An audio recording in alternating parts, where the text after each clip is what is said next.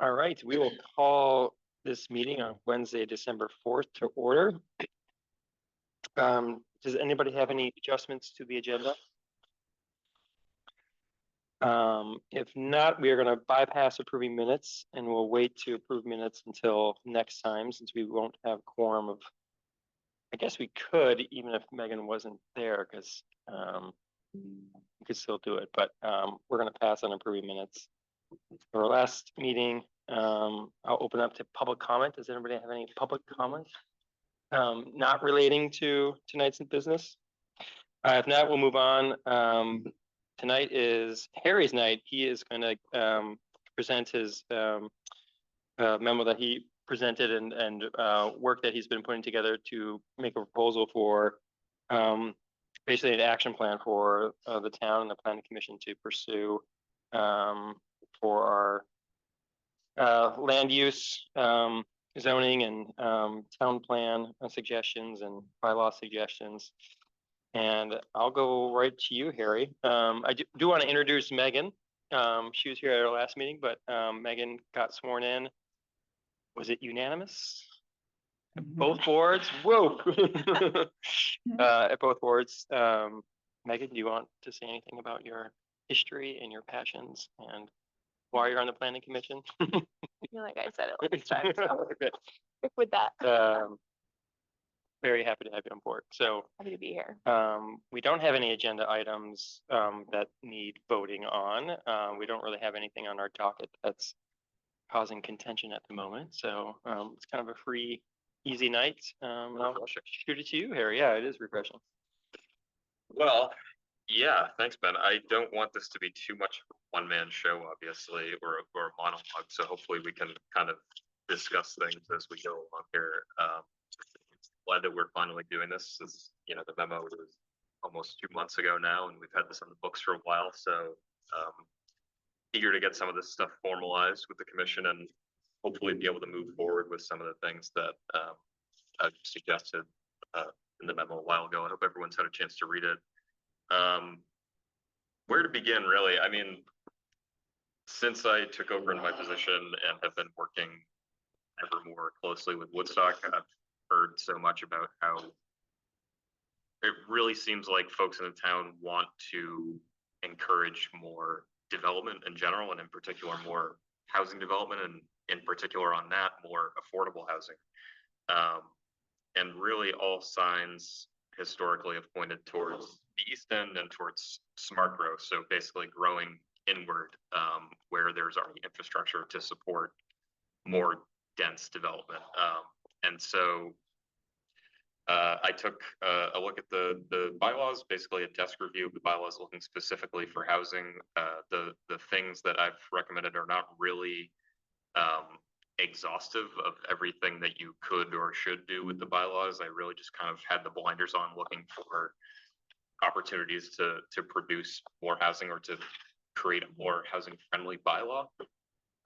So it really doesn't include absolutely everything that you could or should do, right? But just to kind of summarize everything that's in the memo for those who maybe didn't get a chance to read it, and for the record of on the recording, basically I recommended a set of sort of short-term changes that can be made to the bylaws to make them more housing friendly right now. Before you can do sort of more broad-reaching changes to the bylaws, you'll need to open up the town plan, because there are certain provisions in the town plan, particularly the future land use chapter, that kind of prevent you from making deeper changes to the bylaws. Because in Vermont, the bylaws have to align specifically with the town plan, and there's some language in the future land use chapter, particularly in the future land use map, that kind of tie your hands from changing the boundaries of the zoning districts right now, and also from changing density in some cases within those districts. So yeah, basically there's a set of short-term recommendations. Beyond that, I have aside from recommendations for the town plan, but basically it boils down to you should apply for a municipal planning grant to have Two Rivers or some other consultant walk you through the whole process of a comprehensive town plan update. That's not something that's going to be more expensive than I can offer you under my current contracts. It would basically suck up all the money that I have on my contract just to do the town plan. It'll be a pretty big project when you guys get to that. And when and if a new town plan is adopted with sort of a better future land use chapter that kind of adheres to best practices of what that should look like. Hopefully, you know, you won't be as kind of handcuffed to the zoning district boundaries, and you can just go in and work on the bylaws and change boundaries without having to go back and open up the town plan and do all that. So that's kind of the long-term goal. Should I talk specifics of the short-term stuff that I'm proposing? I mean, I think so. I do have a question. So if we're really tied by this land use map, Mhm. I mean, I've never changed or gone through the process of the town plan. I don't think anyone who's on board except for Mary and Margaret, who was part of the last one. Is there, and I know some people say throw out the town plan and rewrite it, but if we were really trying to change the land use map, is there any reason that we should go in and change a few things, just move ahead on the bylaws, or do we really have to kind of have this comprehensive? Does it make sense to do it all at once? That's a good question. So, I mean, at the end of the day, there's very little that's sort of legally binding in a town plan. It's more of an aspirational document, but that future land use chapter and map and the sort of enabling language that you put in there that talks about this is the definition of each district in the bylaws and in the future land use map. That's really important, and it is legally binding because the bylaws have to align with what's in there. So that is the main problem, is the future land use chapter. That being said, this town plan is pretty bloated. I think the main object in terms of making it a usable document, if you did get an MPG and you wanted to do a whole, you know, you're starting from square one, you would want to cut like half of this, like it should be half the length. And there's a lot that you could cut out of it, basically, just to make it a more usable, like linear document, basically. But the future land use is like the main obstacle, I would say, to implementing the kind of changes that I would like to see. But, Yeah.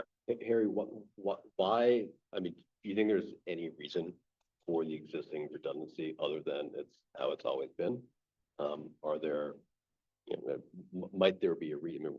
Everyone in this room is pretty young, probably younger than, you know, they would have written a long time ago. Yeah, like might there have been a reason for it to be written the way it is? Probably no one was really looking to it with an eye to making it readable and usable. It was just added to, and nothing was ever cut. Yeah. If I had to guess, but yeah, since none of us have gone through the Woodstock process before, I guess we don't really have the institutional memory to be able to say, here's why it is the way it is. But there were a few changes in 2023, right? I don't think it was anything substantial. So I could dig into what was changed then. I wasn't here when they did it, Yeah. unfortunately, so I don't know. When Steven was talking about it, it just seemed like it was was kind of formatting and some photos. cosmetic. Yeah. Like, it wasn't really. Baseball. I don't think Yeah. it was anything substantial, yeah. I get the sense it's been quite a long time since Yeah. there's been anything other than copy paste, very I know. And really if- immaterial change. Have you ever looked at other towns' plans? Like, it's so much more user-friendly when you have graphs and charts and pictures, and it's not just paragraph after paragraph after paragraph. Yeah, It's hard to read. it's a Something- little bit like in the beginning, God created Woodstock. Yeah. yeah, this is something that I asked when this was first on our agenda, maybe May. I had asked if there were, you know, good examples of town plans, and we didn't really get to the point of, Mhm. you know, going through what, you know, if we were to do a substantial revision, what might be a model or just, you know, really good examples of effective town plans. I can definitely, I mean, I have not done a lot of town plans in my relatively short career, but I can definitely ask what people in my office think, or, I mean, we've done plenty of MPGs for other towns, so we've had our hands on there specifically. And I can, And timeline wise would be helpful too, to kind of know. Yeah, we're doing budgeting, and last year, I think I wrote a grant for about 30 grand for Jamaica, but has that number ramped up now with a future land use component? And I or think, would it be a similar kind of cost structure today? I think the max for an MPG is 40,000, and it's a 10% match to the town, so. Yeah. Would we be advised to go kind of for the max then, based on? It would be, we would recommend north of 30,000 for sure, Okay, all right, thank you. but not necessarily the whole 40,000. Trying to get a ballpark. But Yeah. It has, they require a work plan, and, you know, you have to write what our rates are for our hourly rates and how many we Sure. expect to spend on each task and stuff. So it spits out a number at the end of that, but it should be north of 30,000. So roughly 3,000 to 4,000 from the town. In some cases, no, I'm thinking of the bylaw modernization grant. Never mind. I was gonna say they waive if you adopt your bylaws after doing a bylaw modernization grant, I think they actually waive the match, but I don't think that's true for RPGs. And who actually does that application? We do. You do, okay.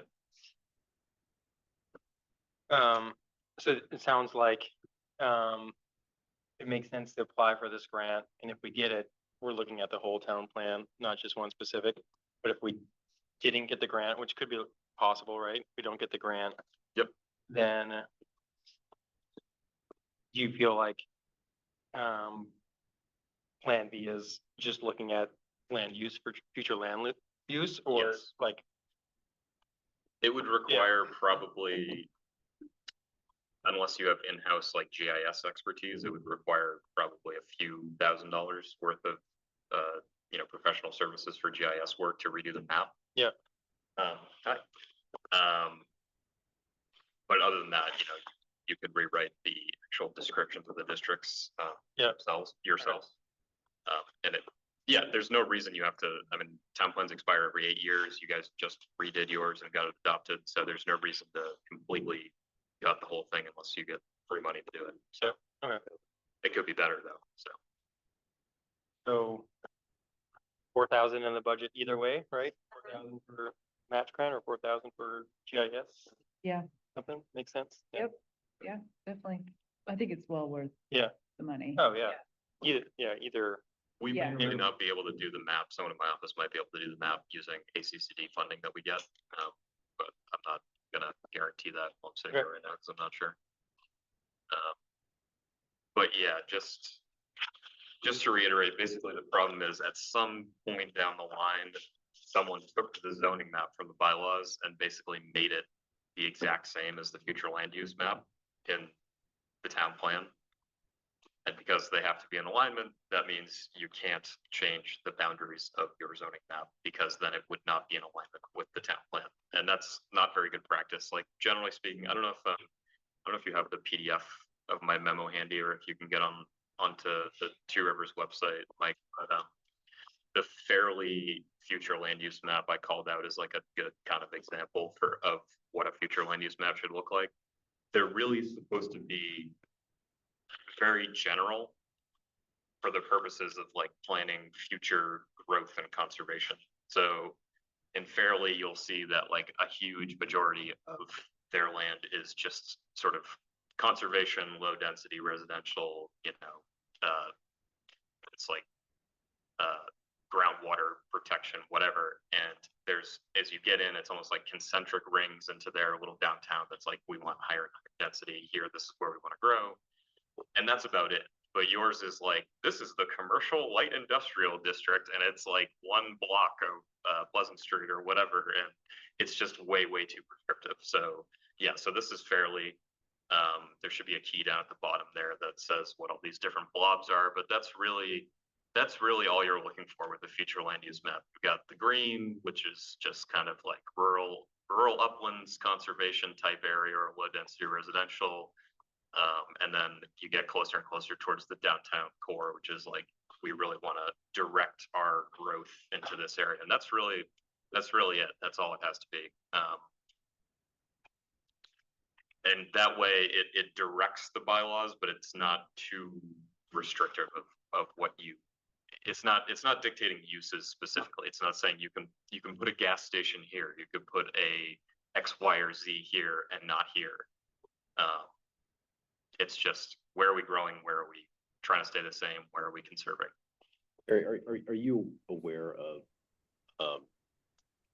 I guess like other towns where, you know, there is something streamlined like this, where there's a significant overlap with a national historic, you know, registered historic places, like historic district?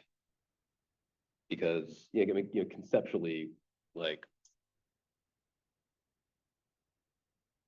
I understand a future land use map that draws on the past in a place where that overlap is significant, i.e. Woodstock.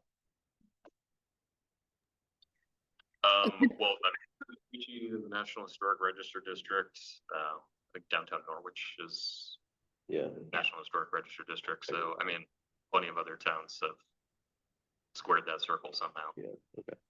And I think too, if I might, Harry, is that, we have, if you guys look at the village zoning map, we have specifically there just like a ton of, to Harry's point, zones that don't make sense. And not that don't make sense, but could, as someone who lives next to a parcel that is zoned residential office, and it's the only parcel that's zoned that way, that that could make the case for spot zoning, but where it's impactful for us especially is in how, to Harry's point, in like actual land use. So like when the select board legislates, for example, about short-term rentals or commercial activity, and we have light commercial or light industrial or all of these things, where we've permitted certain uses but haven't, it complicates things immensely for us. And so it's obviously very efficient for us to keep things as simple as possible. And I know that we have a historic overlay too, but I think that the overlay is more so restrictive in terms of design than it is about actual uses. That's my understanding anyway. That's correct. I mean, the village downtown is basically your historic district right now, and it's your design review district, and the most amount of uses and density are allowed in that area. It's really more about aesthetics at the moment than actually what's allowed and disallowed.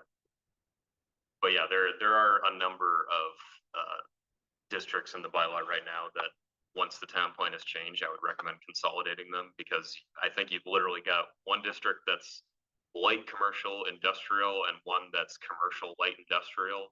And then there's a few of those, and they're not the same. They have very kind of like granular differences in what types of businesses they allow and stuff like that. There's really no reason for that. Especially when it's, in some cases bordering on spot zoning, where it's really just a few parcels right next to each other that are one zone, and then for some reason it's clearly seems to be based on what has historically existed on that parcel before, rather than planning for future growth. If that makes sense. But yeah.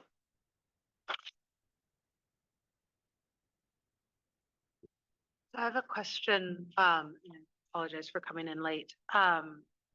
When you're creating these future land use maps, in that, do you highlight areas of growth, or is it just laying down the intended use in the future and like leave it up to people to connect the dots? Yeah, no, that's basically the point of this, is like we're highlighting areas where we want to grow and areas that we want to stay largely the same, and areas that we want to conserve. So in this Fairleigh example, they have the kind of like magenta line around their downtown core, and each of those different colors has a definition in the future land use chapter that says, I'm sure for the brown and orange kind of looking ones, it's like, this is our downtown area, mix of uses, higher density, et cetera, et cetera.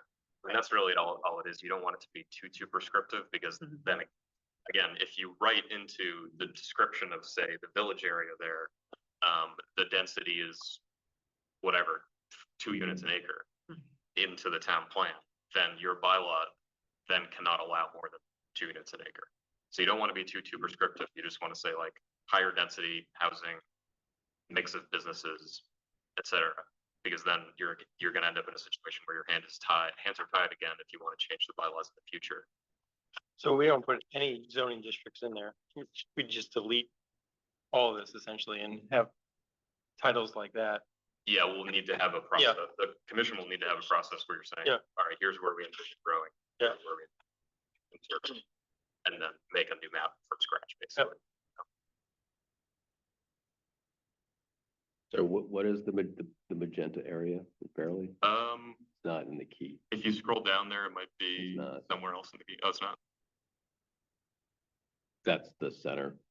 It might just be, there might be an inset that's not included here or something of their. Or a downtown. definition, maybe, because this is very vague. Oh, the definitions will be written in their future land Okay. use chapter. Okay. This is just the map. Just the map. This is just the map, yeah.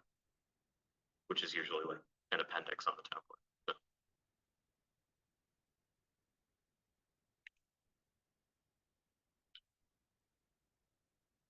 So, I mean, we can pull up the definitions if you want, but it's on their town, plan, on the Two Rivers website.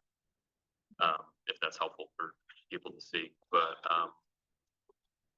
yeah. And this is essentially one map for the village and the town hall. You can make it an Right, inset, yeah, and to show a greater Just scale, detail if you want, but again, detail's not really the point of Yeah. future maps. It's best to keep them a little bit high level.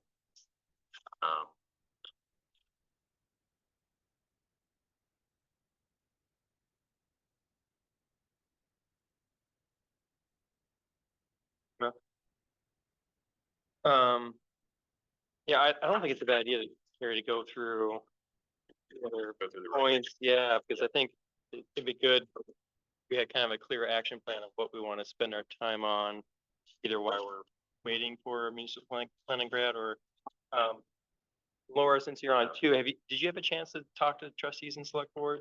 I have not yet. get no, their I haven't buy-in? been able Yeah. to get on. Yeah. The agenda. Water is a They're, yeah, concern right now. Yeah, our our priority, sorry, we're playing dress up. Right now, our priority is the water votes. But I think that we can get Harry on the agenda hopefully in the new year once budget season has concluded, because we're also in the midst of that as well. But I can tell you, like I said last meeting, development is one of the four main, housing and development are one of the four main priorities of both boards. And one of the action items is exploring and these are available on the town website too, by the way, so you guys can all see them. One of the action items for that is having Harry and then the planning commission review village bylaws to see what we can do to incentivize both housing and development. So this is, again, we kind of already have that, but certainly it wouldn't be a bad idea for Harry to come in front of both boards to give us an update about what to do. And I think also, I won't speak for the boards in this sense, but I know, thank you so much, in terms of how we've been legislating this year. The town plan is such an important document in that it serves as like what we use to look back on when we're making policy and make sure we're consistent with that. And it's also what our community looks to. So even though we just made updates to it, it's something that I certainly would like to get in the practice of having like a lot more timely reviews of. Right now, our town plan also lacks a lot in terms of ownership over actions, which is one of the great failings of our town plan, is that there's not a huge assignment of like this person or this group is responsible for this goal. And that's definitely something that needs to change. So even though, again, we're within the statutory requirements, hey, you can't just play with that. Sorry. Selected, 1 of 4. Apologies. TV speakers. What are you selected, doing? 1 of 4 speakers. Yeah, I know. 3 of 4. Okay, Bonus roll. I'm gonna Four mute of 4. myself, but anyways, that is to say, I think we can have Harry in front of the boards in January once we're through the next two. Thank you. Once we're through the budget season and the water vote.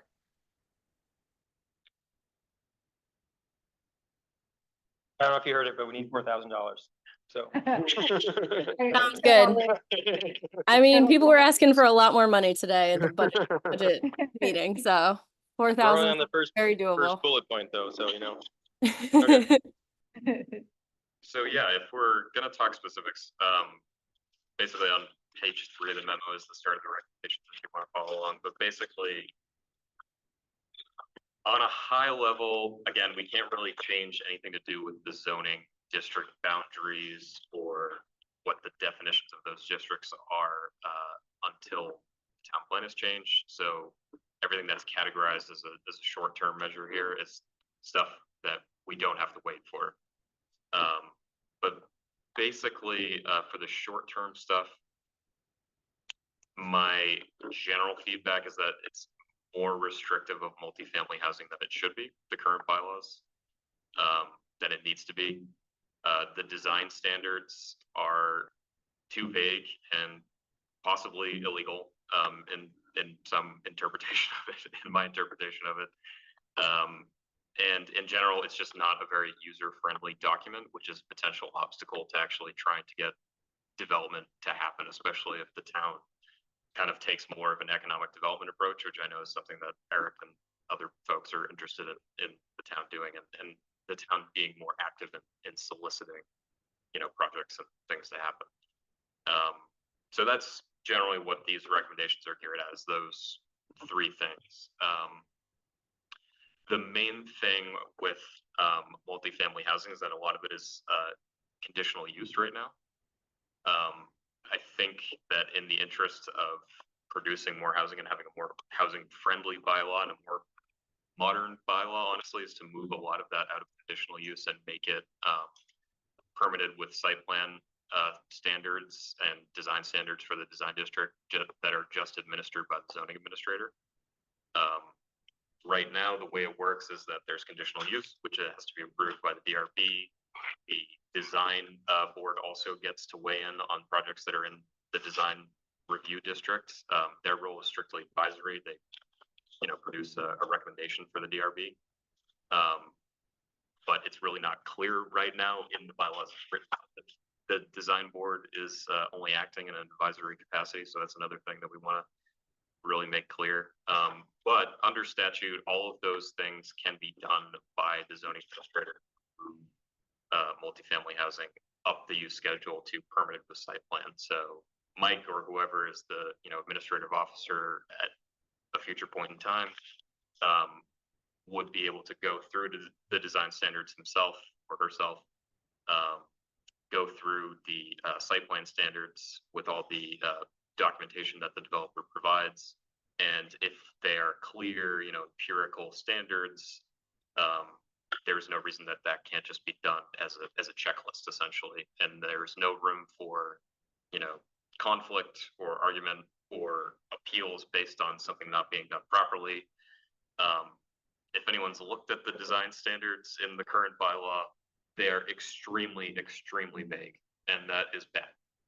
It's bad for liability purposes, if nothing else, but it's also just bad from a usability standpoint. It basically it uses the word shall be considered for a lot of different things, including for dimensional standards, which is something that I think is illegal. Again, not a lawyer, but my interpretation of that is that in the clause of the statutes that I mentioned in the memo, you are not allowed to basically say we are going to enforce dimensional standards or density standards that are more restrictive than the bylaw allows. And right now, it specifically mentions in the design standards that the design board can consider density, height, and a few other things that are setbacks, which are all things that are defined empirically in the bylaws, right? It says the setback is whatever, 20 feet. It says the height limit is 40 feet. You can't say it's 40 feet or whatever the design review board feels like it should be based on the surrounding buildings and the vibe of the area. I don't think that's legal right now, but right now they are allowed to make, again, it's only a recommendation, but they are allowed to make their recommendation based on that, which then goes forward to the DRB, and then they can make a decision potentially based on that kind of baseless opinion. But in the things that design standards are meant to govern, so like the actual, basically aesthetics of the building, and, you know, being sensitive to historical concerns, if you want buildings to use certain materials or have a certain massing or shape or roof line or whatever, those should be defined specifically in the bylaws. It shouldn't say we will think about the roof line, we will think about the materials, we will think about X, Y, and Z. If the historic character of the area that you actually want to preserve is the buildings have clapboard siding, they have, you know, mansard roofs, they have dormers, whatever, say it will have clapboard siding, it will have dormers, it will have a mansard roof. Mike goes through that, check, check, check, when he looks at the architectural drawings. The design review board shouldn't just kind of sit there like, you know, a Greek philosopher stroking his beard and like look at all of the different considerations and then develop what they think is appropriate. That's not really good practice. But that's the way it's written now. They shall consider the context, they shall look at the adjacent buildings, they shall look at the character of the area. But that does not make for a very usable document. Who does that review, that level of review? So right If now, not- If not the design review board? well, the design review board right now is the body that does Right, it. but I'm saying or my question is, you're proposing that that goes away, right? The bylaws could Claim that. designate, they could designate that the administrative officer does it or a different panel does it. Like you wouldn't be able to get rid of design review entirely in Woodstock because it's in the town plan. That's another thing that could possibly be changed until the town plan is opened up. But you can change the procedure around the design review. That we could go to an administrative officer or whoever is designated in bylaws. I mean, we've So, yeah. talked about implementing a form-based code, which I think would be incredible in the design review district, where it's somebody who wants to swap out their windows gets to choose from 10 different windows. And then that could fall on Mike, as long as the design review district or design review committee has approved all of these things ahead of time and feel comfortable giving that power over to him to review. I think that would provide a comfort level for them. They just met with him yesterday, the Historic Preservation Commission. Last week, they're applying for a grant that actually might be good to connect right now to review design guidelines for historic buildings in the village, and maybe thinking about overlaying that with the design district map. So let's connect them, Harry, with you on their discussions on all of that. Yeah, and I think Kitty actually forwarded me the grant application earlier today. I gave it a cursory look. Yeah, the board is open to it, though. We've talked with the design advisory committees about that in the past. Like how to give applicants examples of what we do allow in those districts, and then they can choose from those things in those historic type buildings. Because there is quite a bit of diversity in architecture. Yeah, I'm having a hard time thinking about how an empirical list, that seems like a really difficult thing to come up with, which addresses the character of Woodstock. so it would be, sorry, I don't mean to, yeah, maybe I stated it wrong. It would be like, if you choose from these 10 windows, Mike can do it administratively. If Right. not, then it goes to this board, if you want to jump off that list. Right, but I think like a new building, right, a new development, you know, it's like, it's all aspects of that construction, right? And it seems, I'm having a hard time envisioning how.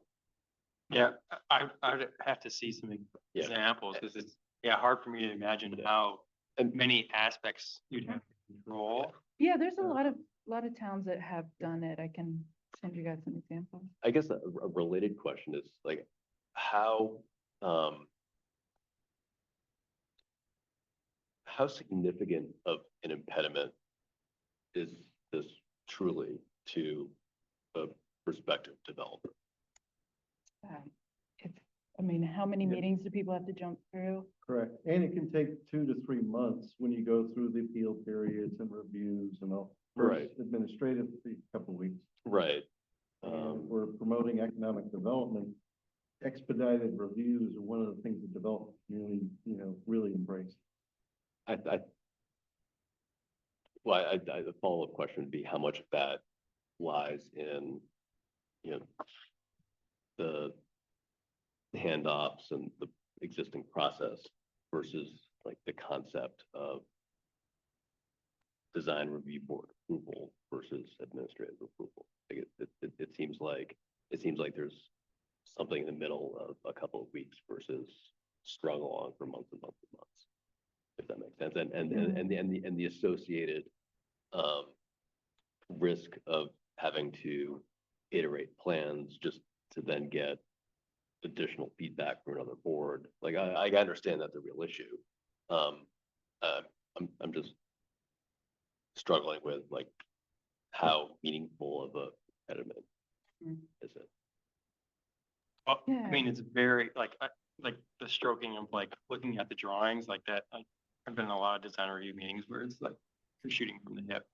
It's like sometimes somebody just doesn't like something, and that's the extent of proving or denying something. They're not seeing it. Removing The subjectivity of the process is what we stand to gain in terms of actually getting developer interest. Because it means risk, right? If they look at the criteria and it says we can sort of prognosticate about whether or not we like your building for an indefinite amount of time,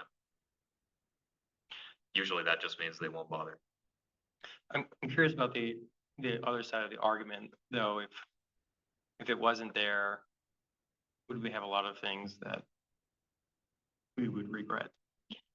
Like, I think that's like, the current concern. yeah, right. And that's why we have like, if there wasn't design review, the people who redid that, which is now a house, next to Mangalista and, Yeah. would they have built it, practically exactly the way it was? All the details. Well, I think they had to because it's in the historic district, and right? They Or would have gone through. example, the but- design It would have gone process. through design review. Yeah, I don't, I doubt it. Yeah, I doubt it, right? Like, Based on the architect. yeah, like, I think, Or they would yeah, have taken it I down. think Harry's. Yeah.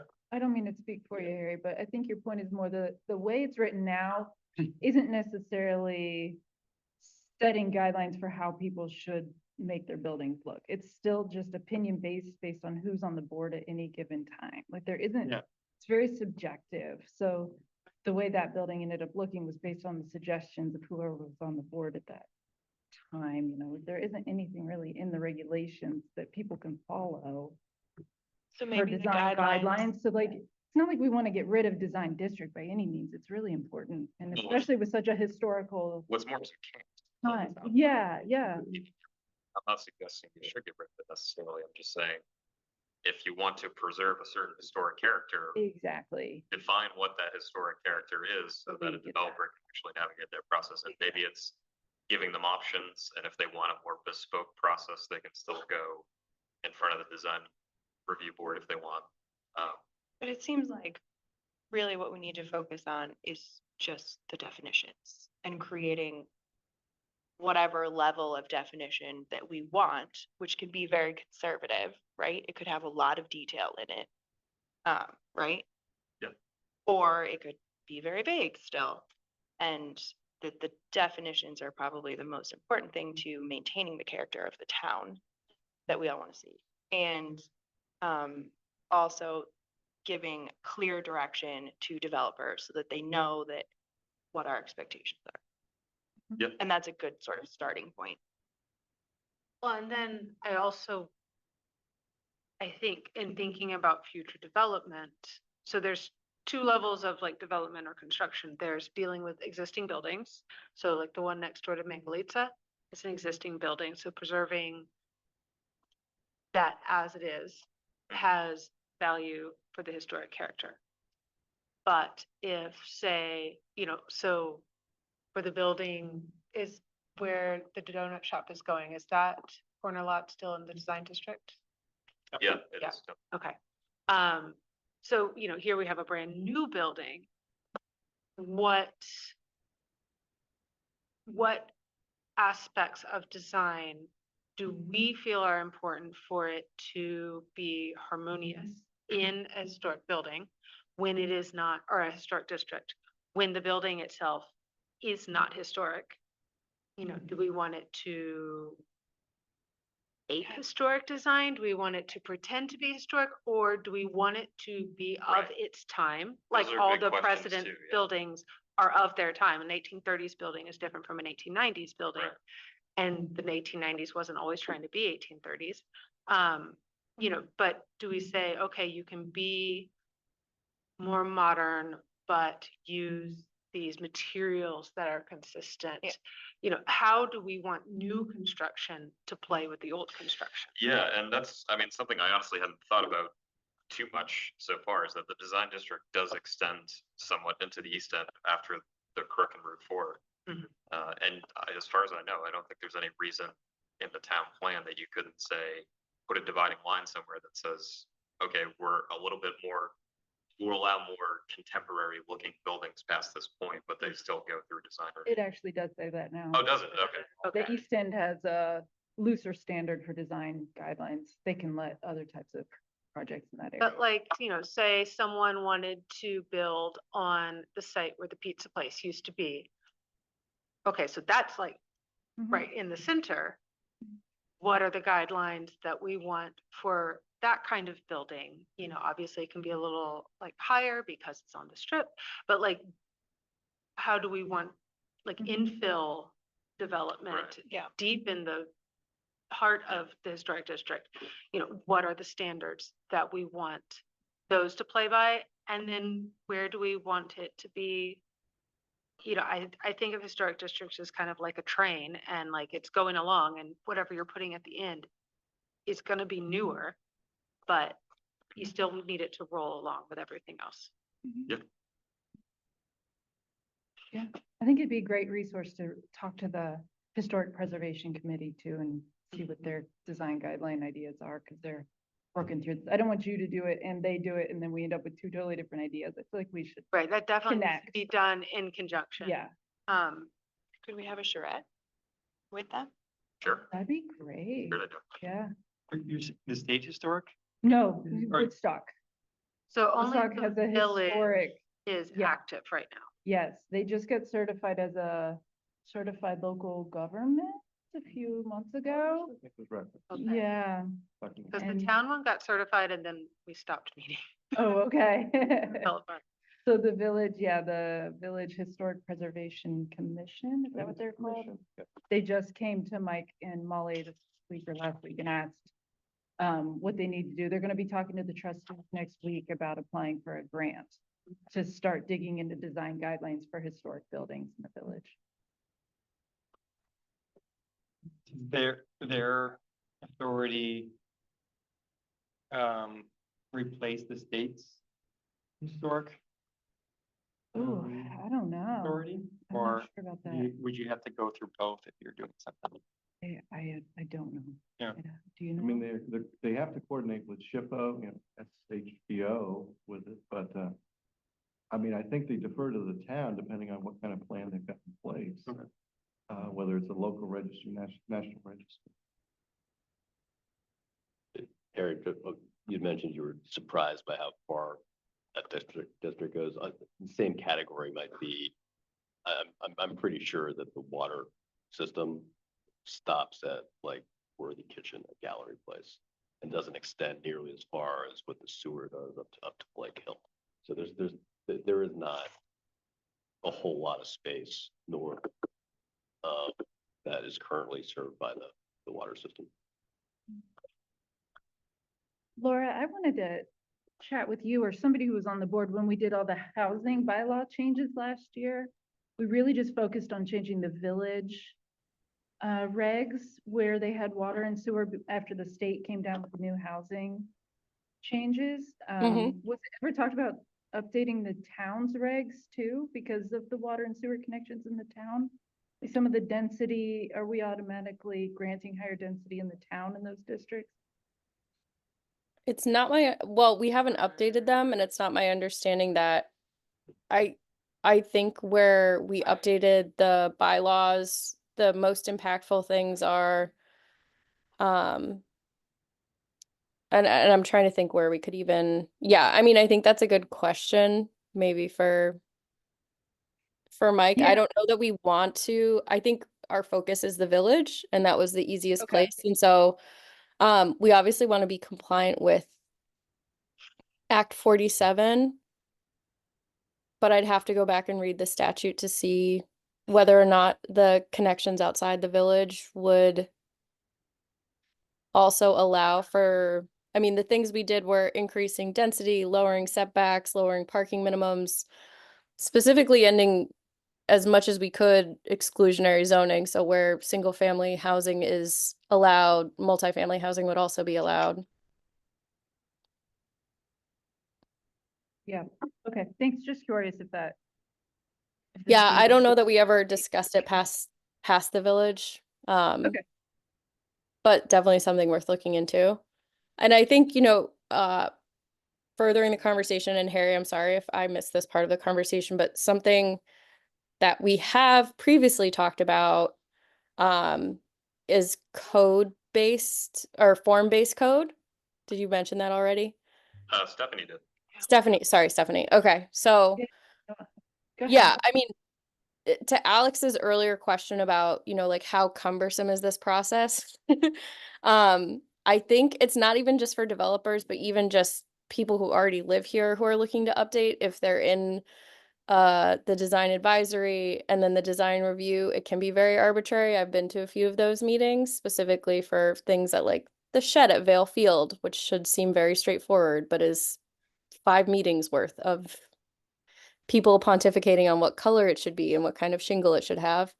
Um, and these kinds of things also, I think, to Harry's point, because we are not as narrow in the focus of the focus or the um, responsibility of design review, it is very nebulous when it comes to development review.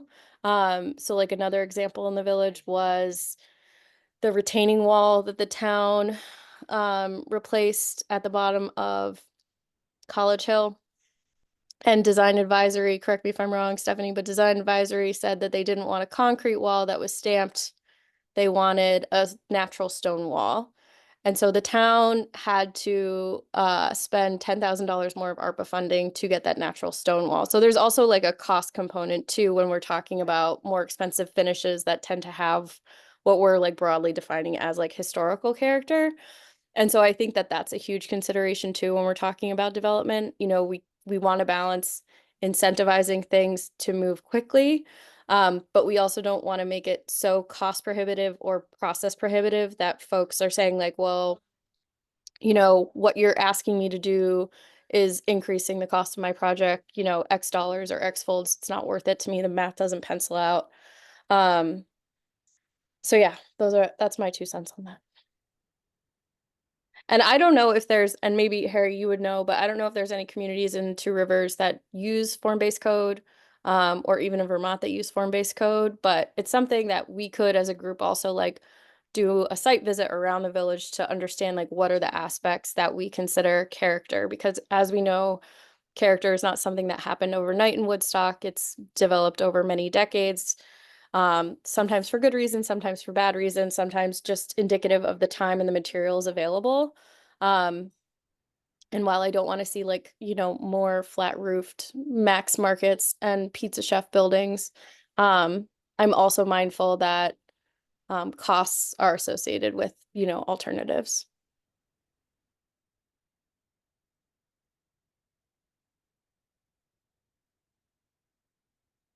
Yes.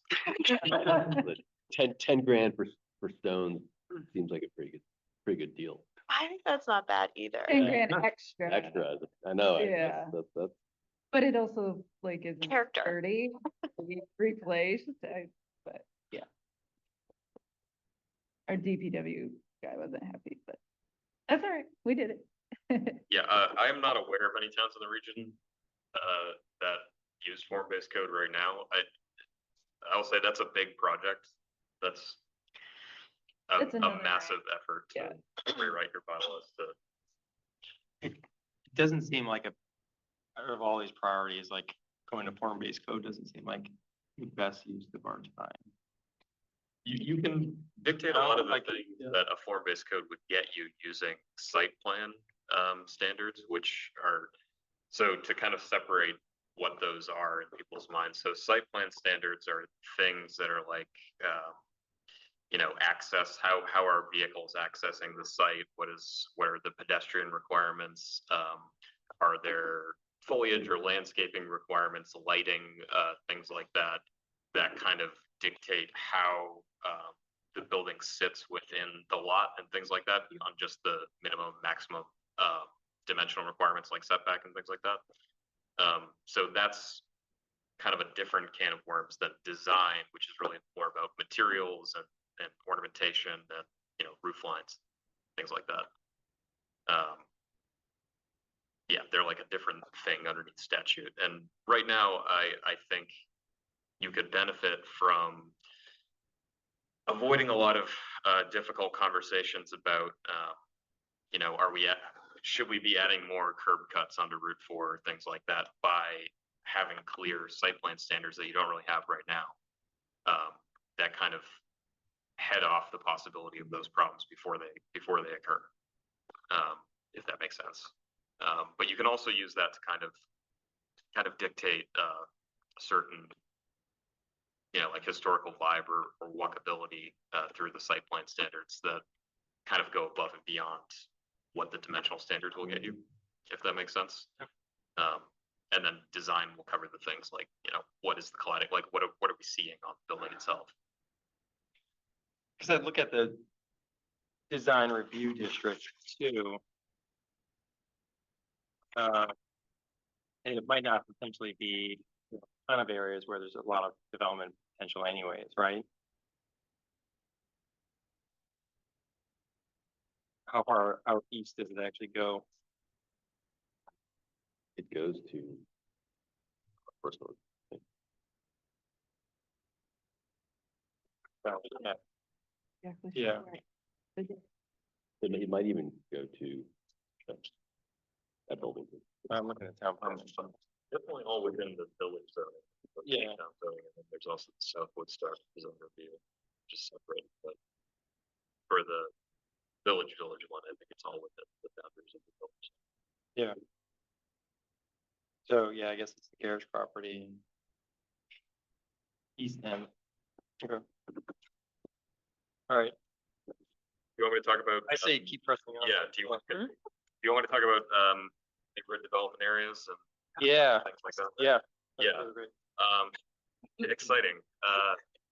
So yeah, there's this, let me just start from square zero, I guess. So there's a program in Vermont called the Neighborhood Development Area, or NDA, designation. It's a state sort of designation that you apply for. Basically, your zoning bylaws have to meet a set of criteria that kind of dictates that area is going to produce the type of development that the state wants to see. So like basically smart growth, they want walkable, mixed use, blah, blah, blah, complete streets, that type of thing, in existing village and downtown areas. So if your bylaws meet all of the requirements that they have for that, you can apply for NDA status. And if you get it, it offers some additional Act 250 exemptions and waives certain permitting fees from the state for projects that take place within that area. So it's just kind of like a added sweetener. There are some more intense designations that you can go for, like a future planned growth area and things like that. I don't think the town should bother with the amount of hoops that you have to jump through to get those more intense designations, but NDAs are pretty low threshold and the rewards are modest to get these, Act 250 exemptions and the permit fee waivers. But it can be done with some relatively minor changes to the bylaws. We have to beef up the subdivision section in the bylaws, add complete streets language, so the new developments that go in within wherever we want to designate as the NDA would have to have, they would have to build out sidewalks and probably bike lanes and things like that. But in general, it does point to the sort of, like traditional village center form that I think we're all interested in augmenting in Woodstock. So buildings that front, right on the street, they don't have, curb cuts or vehicle access, like going directly onto like a main street. It's all done through sort of side entrances and things like that. Mixed use is a big thing. So like ground floor commercial with apartments above, basically kind of mimicking what the historical development pattern of the state is and like downtowns and village centers. So basically, if you bake that into your bylaw, which again, I think we can do with some pretty minor things, we could maybe go for this additional designation. But and Jacob Hemrick, who runs the NDA program for the state, has actually offered to come. It's his whole job to kind of like roadshow this program around and try to get people interested in it. And he's offered to come to one of our meetings to talk about that. If you guys want to hear more about it, he's the expert. But yeah, just thought that's something to get on your radar. It's not really, doesn't cost anything to apply. You can apply basically at any time. The state downtown board is the one that gives the designation. I think they meet quarterly or something like that. So you can really apply at any time, and whenever they have one of their quarterly meetings, it'll come up for a vote and they'll choose whether to approve it or not. It doesn't come with any actual funding. It's not like a grant program or anything like that. But it just means that, if developments are proposed within the area, they'll get some of these additional sweeteners basically. And just, so it's more of an economic development tool, make the town more attractive to potential development, more of a carrot approach than a stick, but yeah. Is there anything that we'd have to do that seems like, oh, we don't really want to do that? Like, we don't want to have complete streets. Or like, I mean, like, it all seems like, oh yeah, we do want this stuff anyways, whether somebody gets the NDA or not. Is it like Not on the from my subdivision? perspective, Yeah. I mean, no, I mean, your subdivision regulations are very thin right now. Yeah. So they could probably use some beefing up anyway. I mean, what would it take to get like a punch list? Like what changes we would need to make Yeah, in order to qualify, and then we can like review yeah. what those are, and that would help us Yeah. see. It's like, actually on the program website, and Jacob Okay. can walk us through it as well. But literally, it's like a checklist that if you meet, I think it's 8 out of 10 of these criteria, then I you think will I get meant NDA like, status. to compare, like, okay, here's what they're asking for, here's what we have now, and like, Oh, we would okay. go through and say like, okay, we're already meeting 5 out of 8, and we Yeah. need to make this change, this change, this change, and this change, and then we qualify. And then we can figure out steps to either agree to make those changes or figure out like Yeah. what we want to do for that. Yeah, I would again point to Jacob for that, Okay. because he's obviously more familiar than anyone with what the requirements Okay. are, and he can pick Yeah. things out. When I met with him a few months ago, he called out a few things specifically that he thought would be the sort of bigger obstacles for us right now in applying for this if we wanted to, which were mainly the subdivision and complete streets language we don't really have right now. Okay. But yeah, if there's other stuff, I'm sure you can scan through the document, see that pretty quickly. But I mean, if you want me to approach him about coming to the Yeah, I next think meeting, that'd be I'm great, happy I to- mean, I right? think it's worth at least having a conversation, right? Yeah. yeah. Okay. I mean, I'm interested in complete streets anyways, because I want more connectivity stuff on. I like incomplete cities. Ones that just stop being paved. Side- Yep. Exactly. I thought that was a great name for a restaurant where the Wasp used to be. Oh, Yeah, call it Where the Sidewalk Ends. Be a great cafe name. Okay, yeah, so you can reach out to him and Yep. see what is. He's offered a couple times. Yeah. And I just said, Michelle's done. we only meet once a month, so. Yeah. Yeah, at the end, we'll talk about our next meeting, because our next meeting's on, It might, is it on June? It's on a holiday, I think, or something, yeah, so, Might be. so we might push it off a week, but, yeah. If you don't want to be on first. I mean, I think We will not be open, but you guys. yeah, I would say January 8th. So, yeah, if you want to reach out and say January 8th. Great. Right, everybody offhand, January 8th makes much more sense than January 1st. Yes. Okay. Okay, that sounds good. What else do you want to hit up?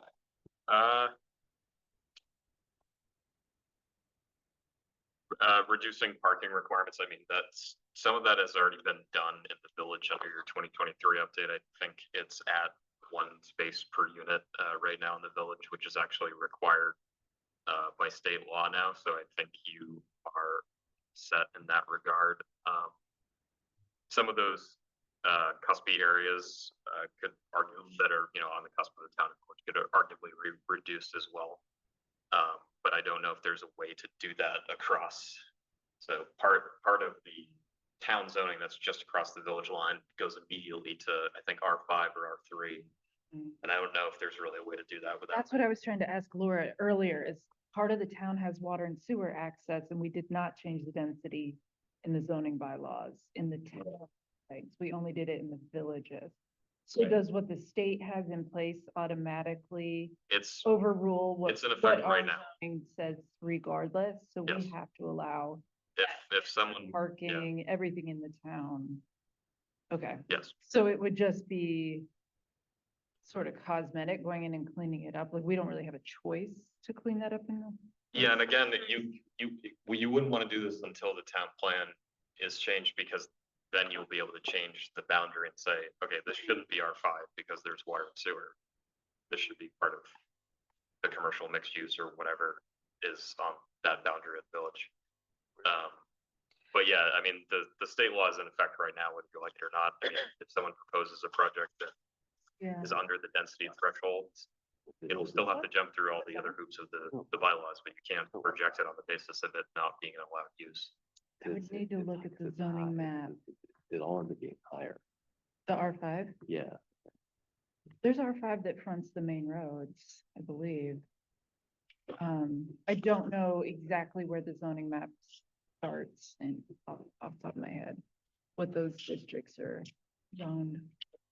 I mean, I personally use zoning regulations like a guidebook, like I'm always looking at it, like, oh, what can we do here? What can happen here?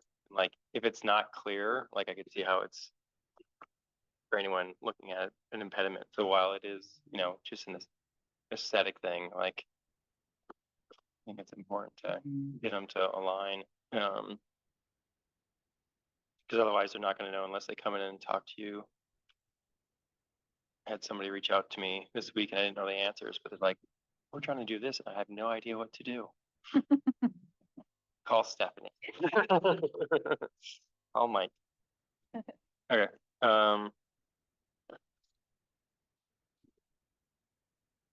So, that's all your short terms, is that right? That's really all the short yeah. terms of that. I mean, I can redline the document basically and provide it to you guys for the next.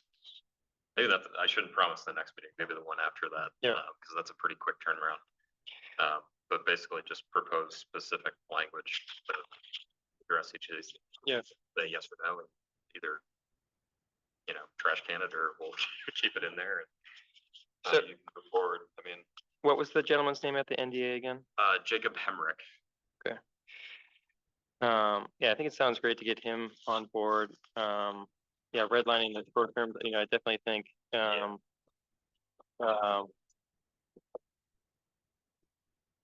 some of those things are pretty easy. The design language,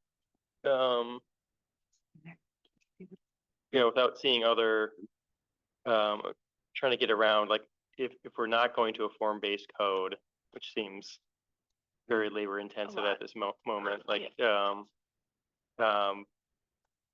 And maybe unnecessary right now. yeah, It seems Yeah. more to me like we should focus our time or someone's time on updating the guideline definitions.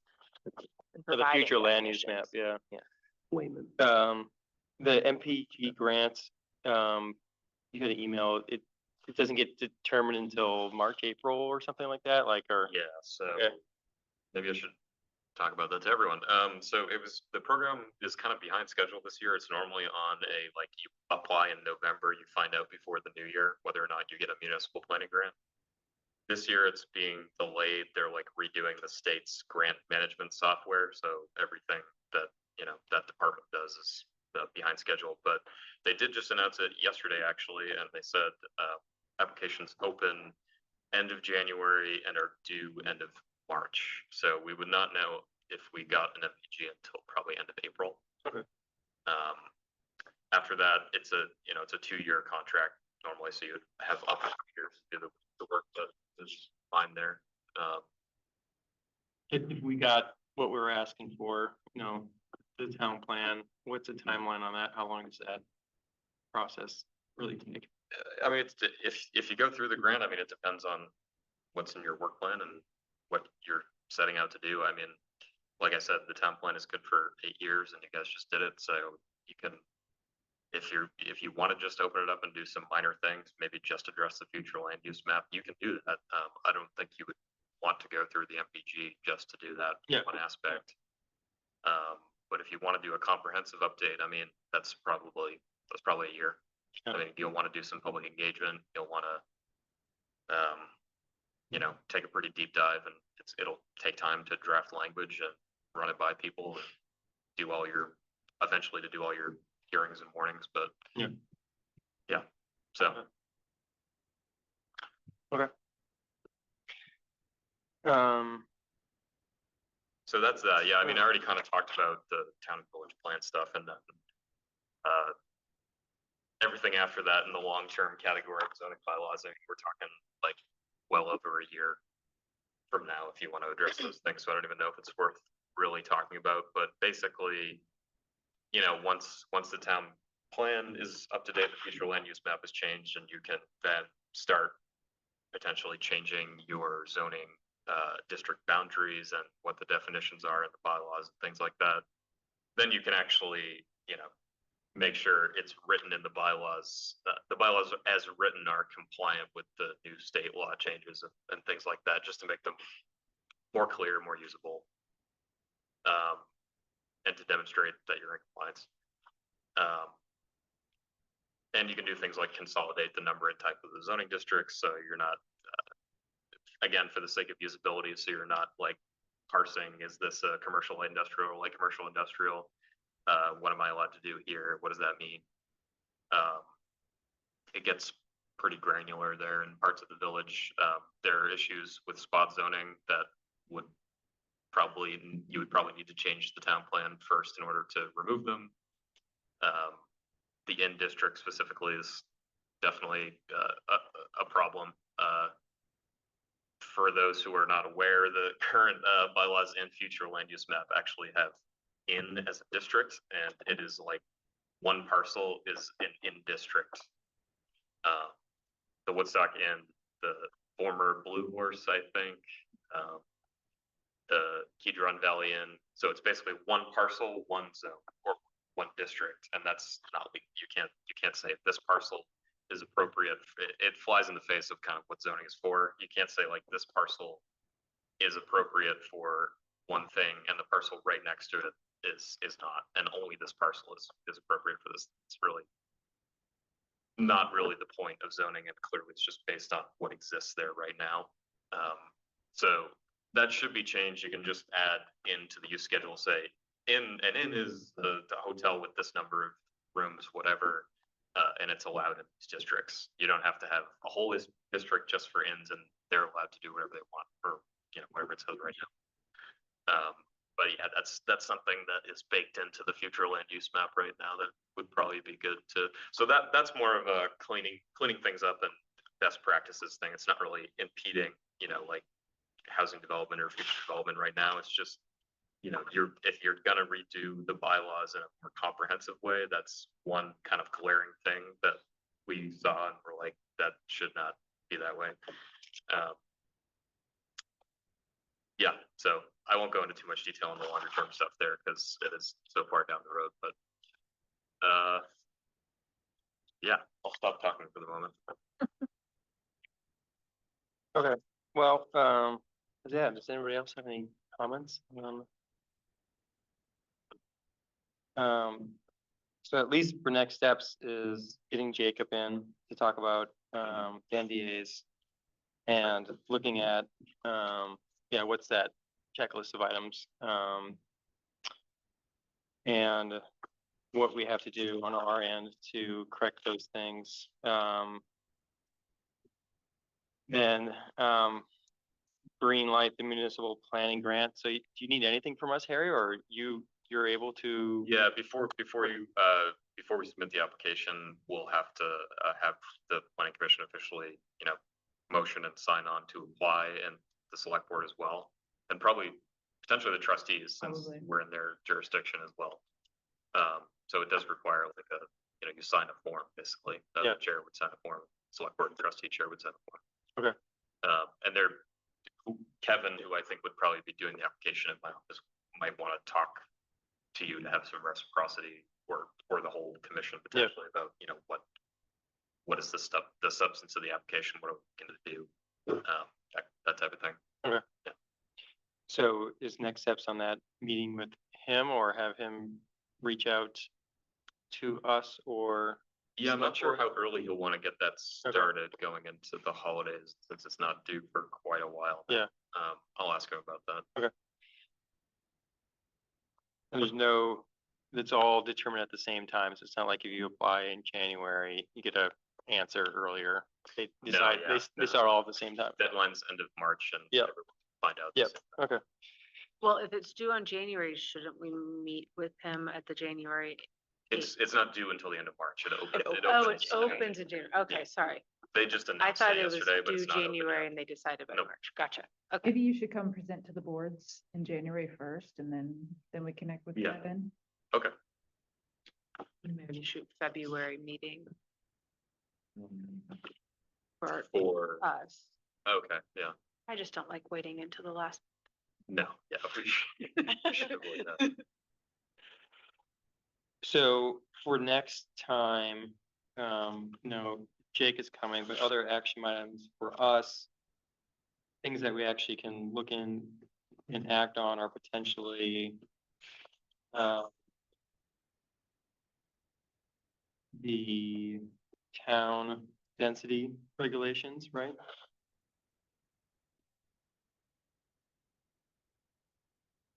The town density regulations.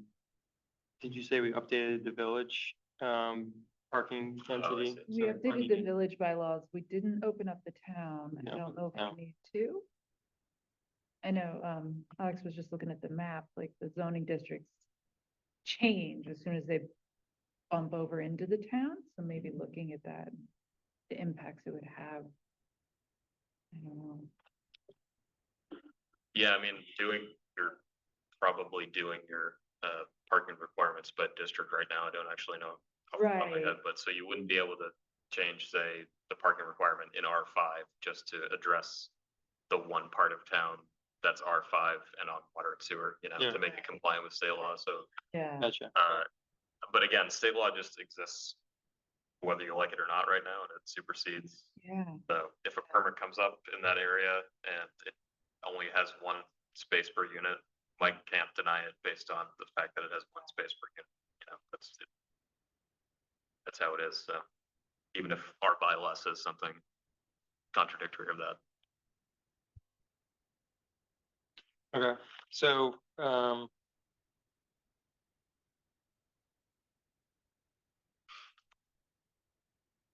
when you say you're gonna redline specific things, you think you're actually gonna be able to go up and look at the actual recommendations? Yeah, like a Sure, track, sure, a sure. track changes. Yeah. Sort of. Yeah, okay. And basically anything that's under the short-term measures that you feel like we can work on as we're, Yeah, I'll get a Working towards sense from Jacob of what he wants to see for Yeah. FDA stuff. Yeah. And we'll, add language for that as well, and then just make the changes that it'll go through you guys, I guess, starting in February, however long it takes, and get thumbs up, thumbs down on each of the changes, and go from there. Maybe if everybody could review the future land use chapter the way it is now, it might be helpful just to see what it looks like currently, so we Yeah. have something to compare it to.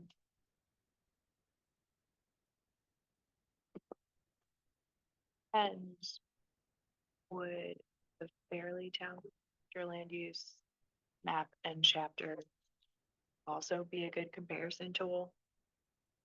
Or not worth it? Yeah, I'm not sure if I haven't read the chapter recently, but yeah, the map is like, I thought a pretty good example. Good example. So I think that the chapter would be as well, but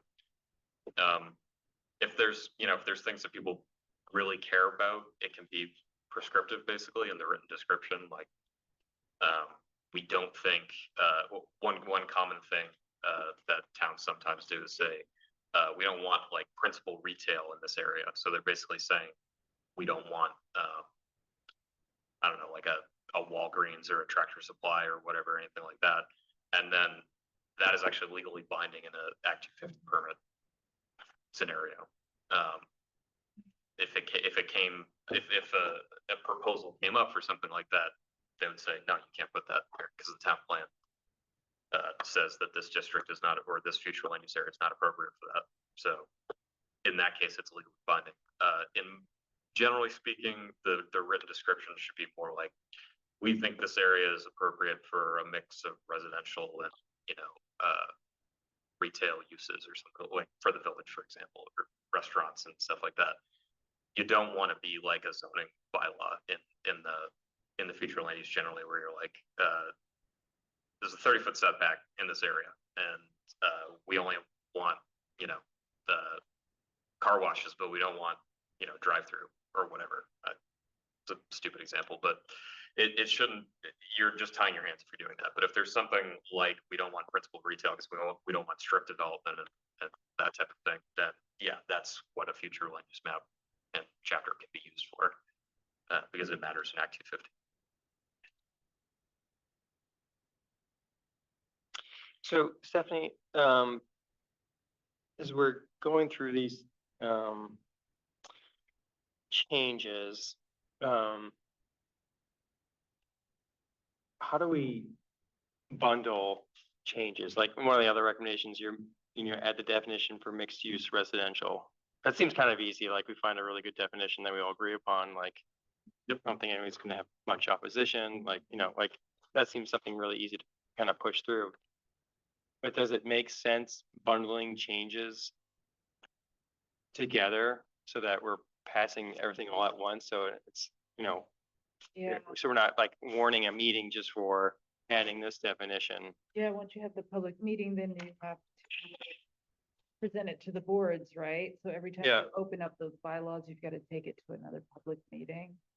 So maybe, yeah, it would make sense to kind of try to condense the changes. So any small into- changes that we're doing combined with these NDA Yeah. changes, we're trying to wrap up into one, Probably does make I guess, a short term. to think bigger picture. Yeah.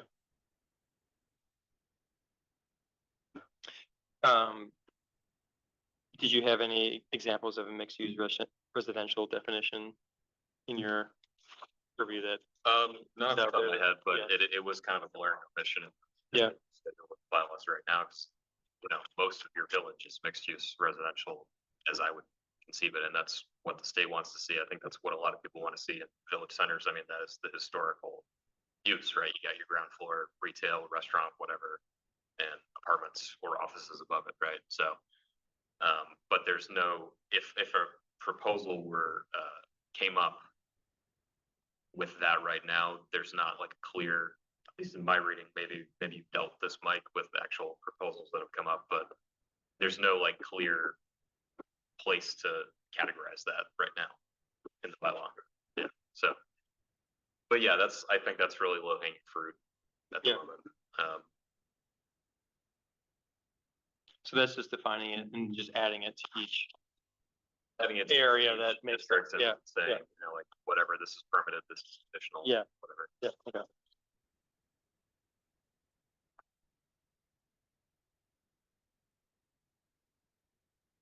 Okay. So we have a plan for next time? Yeah. All right, so, yeah, I can look up mixed use residential.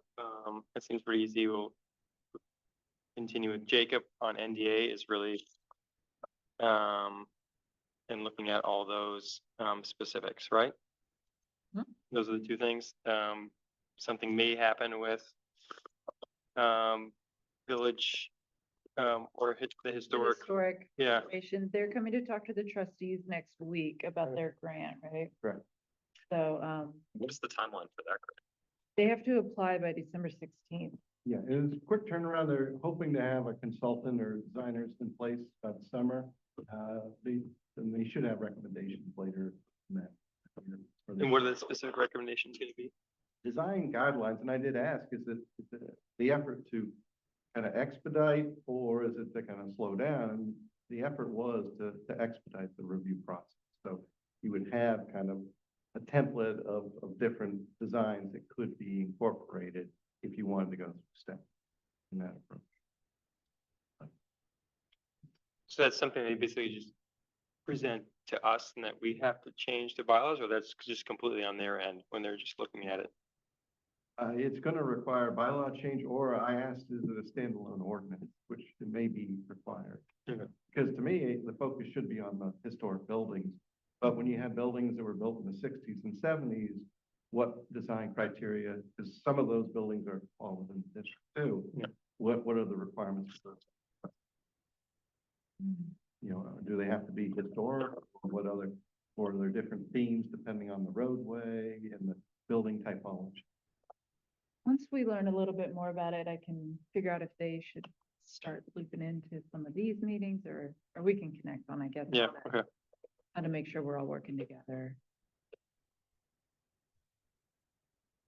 Very exceptional job. You've done a lot of work in your team over Yeah. at the Two Rivers. We're very pleased with your efforts. Thanks. I mean, most of the work is to come still. I know, but still, you initiated some good thoughts, conversation. Appreciate it. Yeah, it's nice to actually see like a footnote plan of things to address. We've always talked about this master planning idea. It's kind of been Exciting. ephemeral out there. And actually having a clear, set of things to look at is great. So thanks, Gary. Yeah, you guys are in the driver's seat, so there's a lot of, positive changes I think that are possible here. What about you didn't mention the, website, and documents and. Yeah, and well, that's actually something that you mentioned recently, and I know it's on the select board's kind of agenda as well. It's overhauling, town's technology essentially. For zoning, or what do you mean? Not specifically for Oh, zoning, for but the meeting? overall, well, for the meetings, I think there was talk of the website, redoing the website too as well, right? I don't know where that's at on the Is it- priority list right now. I mean, It's the definitely economic- been on it's been on the want list. I'm not sure where that's at right now. We are getting new technology for this room though, so I'm really excited about that. Be able to start these meetings so much faster and. Yeah, so the specifics on the website, I would just say that in my own experience trying to use the planning and zoning website, not all the documents are necessarily up to date or correctly labeled, and it's a little confusing. Yeah, So that's mainly what I was talking about there, but also right now, there's no requirement that, as far as I know, that DRB documents, like, projects that come up in front of the DRB are digitized. I think there's like a physical posting requirement that they be posted on like the bulletin board downstairs or something like that. we put them down. And I've tried to look up projects before We that I don't put have that. heard about, and there's no like record of them. No, that's Fine. not mine now. No, which it could be, it should be, in my opinion, if it's in front of the DRB. And it's probably all public record anyway, if it's applied for a permit. Yeah, if somebody reaches out, absolutely, we have it. Yeah, we are getting new permitting software. Yeah. So it's coming. It will be in effect hopefully in January. We're gonna get new zoning permitting software, which has this really cool feature where you can hover over the map, and for every single parcel, look at what all the past permits are and what the current permits are for each parcel. So all that stuff will be out there. Great. Sure, we just Oh, yeah. It's scary. We're trying to figure out if it's part public or not. We might keep that. I don't know, not sure yet. It's coming. Some people who have a lot of time on their hands. I'm just like for warned DRB hearings and things like that, the documents relating to the projects, I mean, the idea is that the public should be able to comment on that, and so having the documents, access to the documents is probably, Yeah, I guess it would just be space is my only worry. or, right, Where to store it all, but we can talk. Great. I think that's it. Any other business? So we'll make, our next meeting December 8th at 5:30. January 8th. January 8th, sorry. January 8th. And everybody's digging the 5:30 time. I'm probably gonna need to, if we could, like, I'm working in Hanover now and I get out at 5. Okay. So 5:45? 6. Or 6. I mean, I know I was all for like the 5:30. Yeah. But it's physically impossible at this point. Yeah, so whatever, like the earliest within that. Yeah. Did the people who couldn't make it tonight say it was because of time, or did they just have? They didn't. I know that That's Matt traveling. has, Okay, but he's also said before that 5:30 was pushing his schedule. You work West Coast. So, I mean, I also kind of look to you guys because a lot of it was kind of really push up to accommodate your staff. So like, 5:36 is pretty negligible, so we're Yeah. fine with that. okay, If it would make it easier for the group to show up. okay, then we'll go for 6. Sound good? I appreciate that. Harry, that's better for you. it sounds like a good compromise. I mean, we, Yeah. we are currently ending at the time the meetings used to start, so Yeah. that's progress. Yeah. Much better. Yeah. Appreciate you guys, Okay, flexible. January 8th at 6. Okay. Okay. All right, I will call this meeting to adjourn. Thank you. Gavel, gavel.